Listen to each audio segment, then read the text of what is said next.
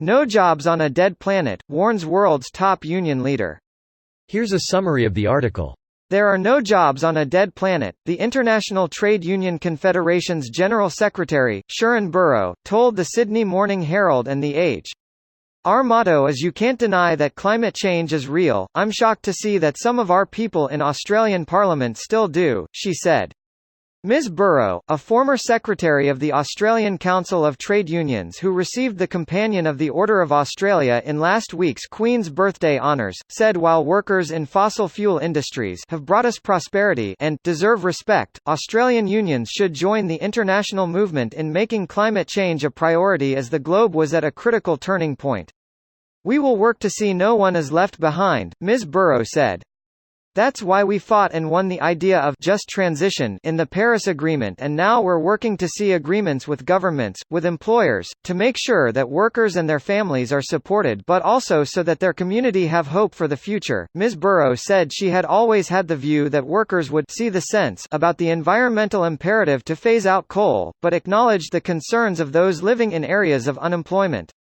Working people needed to see the kind of policy frameworks that they feel they can trust, she said.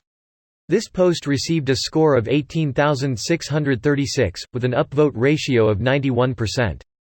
Here are the top comments in response to this article. Or as All Shall Perish would say, there is no business to be done on a dead planet. But for a brief moment in time we generated a lot of value for the shareholders. Here's the reference, yes, the planet got destroyed. But for a beautiful moment in time we created a lot of value for shareholders. Closing square bracket opening parenthesis. The threat of global warming is actually making some companies and shareholders rich. The populist scientific progression reminds me so much of this. States here. Thankfully all the old white guys are dying off. We are starting to get more progressives in office. This is a fallacy sadly, people have been waiting for the older generation to die off so everything will be better since before the dawn of civilization. Somehow new, bad actors keep getting into power, it's not a generation issue. Every generation have a variety of different people and selfish people who gravitate towards possessions of power tend to all think alike, regardless of age. Yes and no, we had an odd situation where there was a population boom during the baby boomers, so boomers have been in charge of the government since they reached voting age, outnumbering both their parents and their children. Now that boomers are starting to die off they are finally behind their children in voter turnout, so their children Gen X and millennials, many of whom are in their late 30s now, can finally start having true influence on politics because they aren't stuck in an ocean of boomers. Not to mention the entirety of US and most modern policies have been formed in just the past 120 years.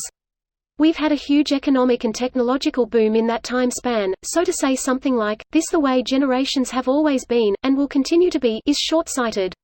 The newer generations are more informed than ever, which can only have a positive effect in the long run.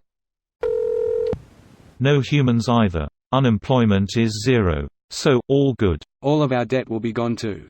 If I wasn't going to be dead, I'd be excited. We'll have all the time in the world to pursue hobbies too. Me, I think I'll breed flies, at least for a little while. Cockroaches are more nutritious. And since food will be in high demand, you could actually turn your hobby into a job. Wait. I see where this is going. You could even trade your surplus for other goods. Annoying AF to keep up with all of these different exchange rates though. How many flies does a cockroach go for? What about an unused bandage? Or a pack of ammunition? Why don't we just standardize all of these different exchange rates on some medium of exchange? This video was automatically created by Reddit to speech. The article and comments in this video were selected from Reddit according to their upvotes, and any paraphrasing was performed by smmry.com, without any human intervention.